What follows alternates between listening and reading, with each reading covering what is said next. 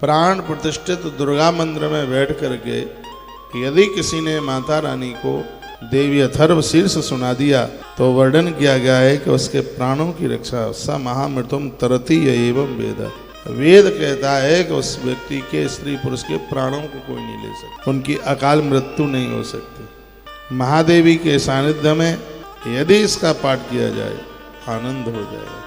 किसी दिन मंगलवार पड़े माँ भगवती के चरणों में बैठ करके रात भर ये पाठ माँ को सुनाए जाए तो माँ बड़ी प्रसन्न हो जाए। देवी अथर्व शीर्ष के तत्पश्चात अन्यास करन्यास की बात कही गई है, तो इतना आनंद देने वाला है यह देवी अथर्व शीर्ष। हिंदी में भी, संस्कृत में नहीं आता है, तो आप हिंदी में पाठ कर लीजिए, लेकिन कीजिए और ध्यान रखिए प्राण प्रतिष्ठायाम जपत्ता प्राणानाम प्रतिष्ठा भवति।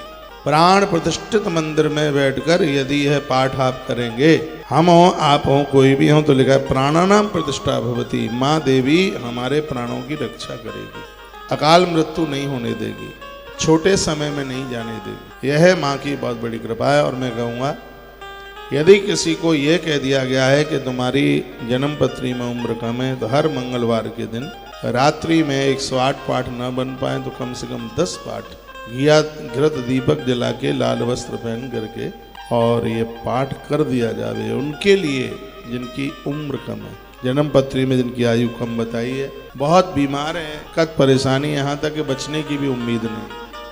तो मंगलवार के दिन लिखा है ना, भौमास मंगलवार के दिन, और मंगलवार को उस दिन अश्विनी नक्षत्र पड़ गया हो, फिर तो बात ही बहुत गजब की हो जाएगी। मंगलवार के दिन अश्विनी नक्षत्र पड़ा हो और रात्रि में माँ को प्रसन्न करने के लिए देवी अथर्व शीर्ष के पाठ सुनाए गए हैं, माते प्रसन्न हो जाएगी, कृपा कर देगी, कल्याण कर देगी। वैसे भी कहते हैं ददात वित्तम पुत्रांश मतिम धर्मे गतिम शुभम। माँ की कृपा अद्भुत बरस रही है, चारों पुरुषार्थों को माँ को देने में बिल्कुल देर लगती ही नहीं। बोलिए सांचे दरबार की।